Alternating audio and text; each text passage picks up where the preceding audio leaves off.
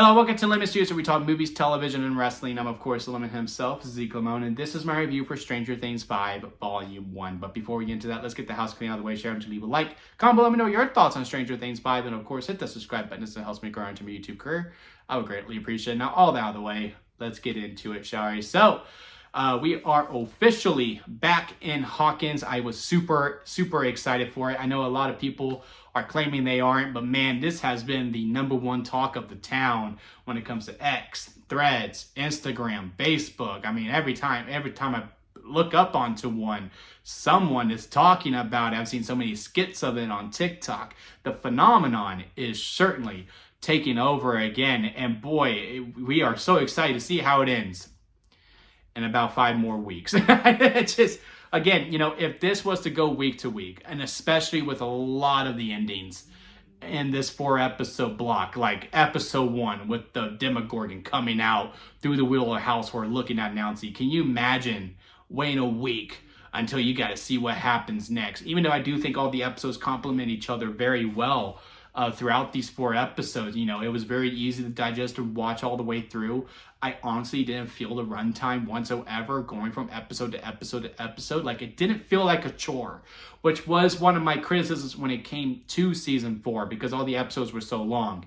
I know when we get to the Christmas block, those 3 episodes, I think the smallest screen time, or the smallest runtime, I should say, for the episode is 1 hour and 30. Like, we'll get into that hour 30, 2 hours. And I think the finale on New Year's Day is about 3 hours long.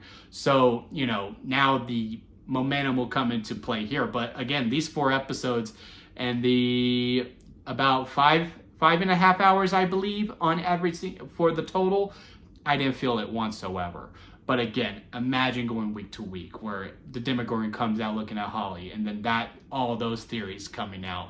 The second episode, and then the 3rd episode when Max shows back up, and then of course episode 4, which is we are at now, which was a great finale, or volume 1 finale, I should say, and it is the highest rated episode, I believe, overall. But yeah, let's just get into it. Full spoilers, of course, as you can hear me talking about it. But yeah, I only really had 2 problems when it came to this block.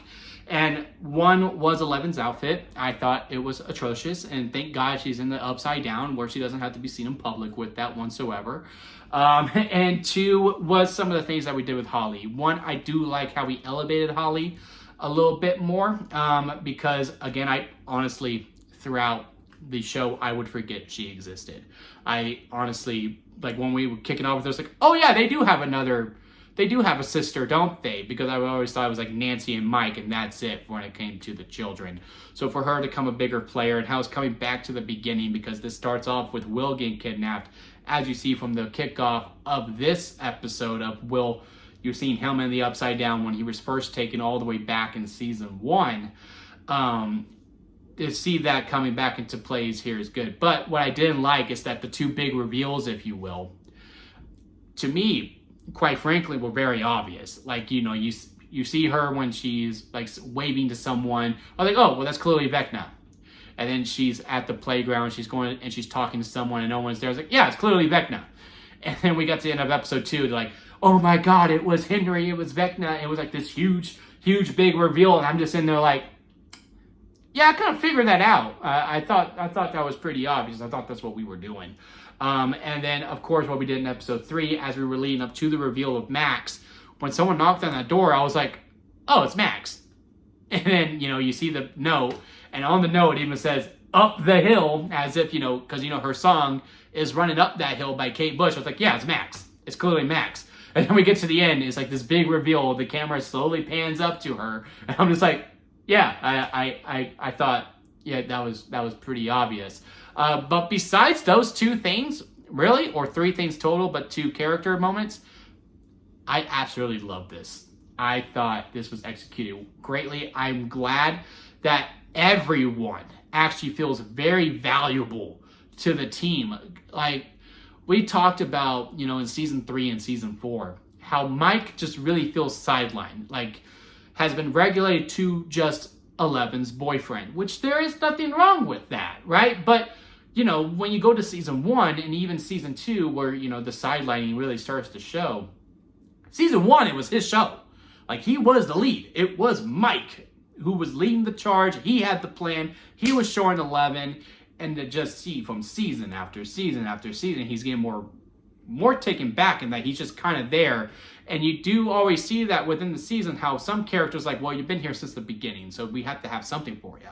And they're just kind of just sitting there playing Nintendo until it gets to the finale, and then they become valuable. Mike here actually feels valuable all the way through. I think it's very smart that, you know, we established this relationship with Holly, and how, you know, it kind of harkens back to season 1, how he was explaining everything. You're going, here's Holly the Great. When he was giving her the D&D piece, I really liked everything we did there. Everything we're doing with Dustin, who is the most consistent character out of the core 4, I would say.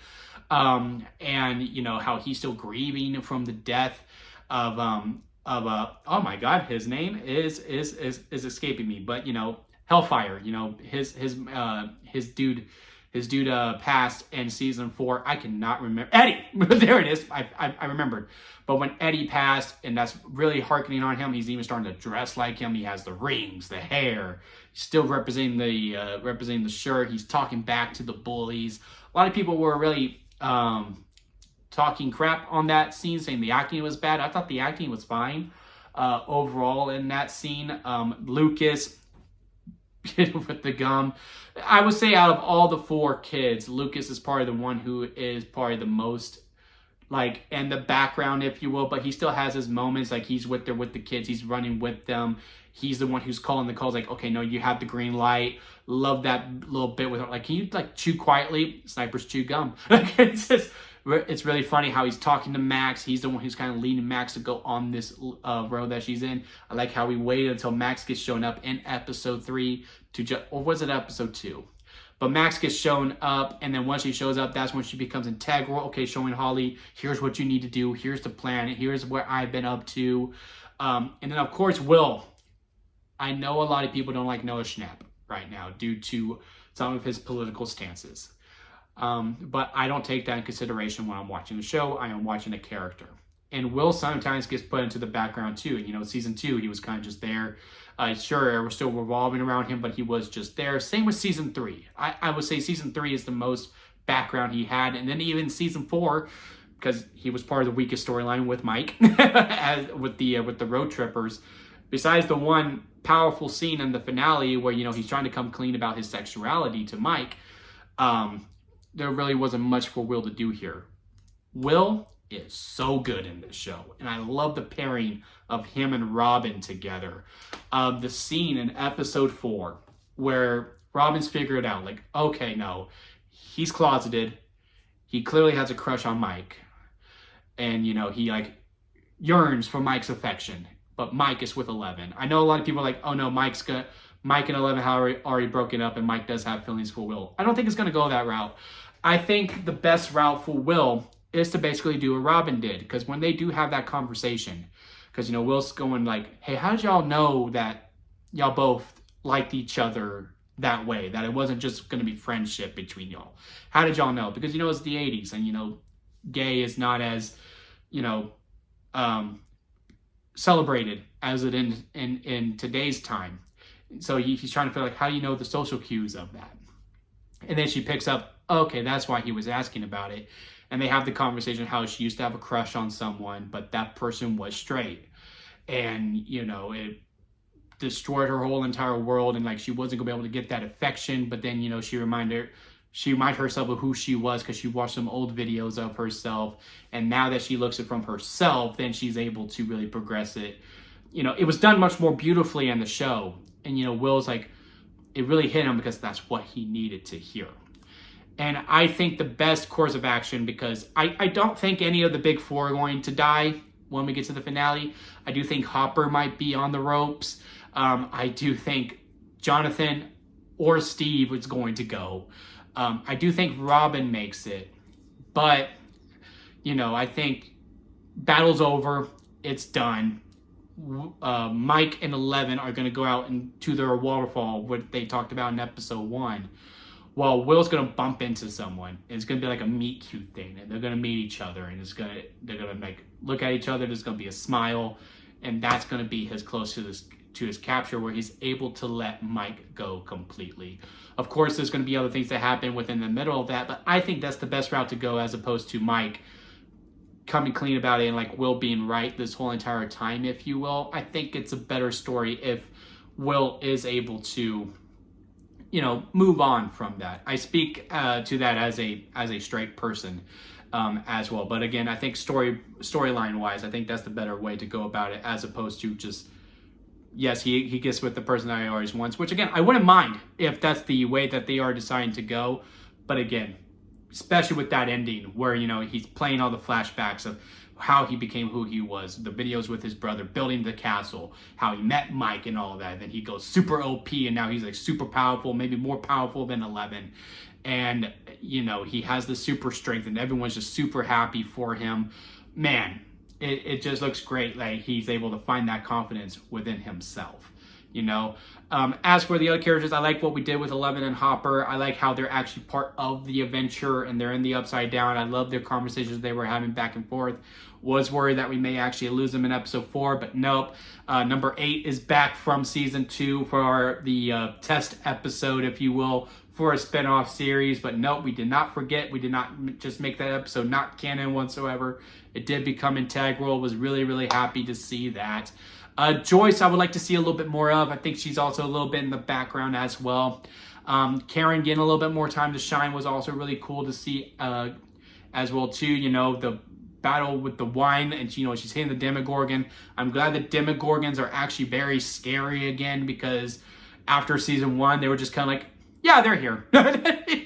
You know what I mean? Like in season 4 I wasn't really scared by them whatsoever, but here I was actually kind of threatened. I don't know if it was the factor of, hey, it's the final season, so no one is off limits, if that added to it. But no, them Demogorgons were freaking brutal. And, you know, the fight with Karen, my mom, who never even watched the show, when Karen said, "Get away from my daughter," like, she got super into the show after that. And she was, like, asking all these questions. So very, very effective use of it.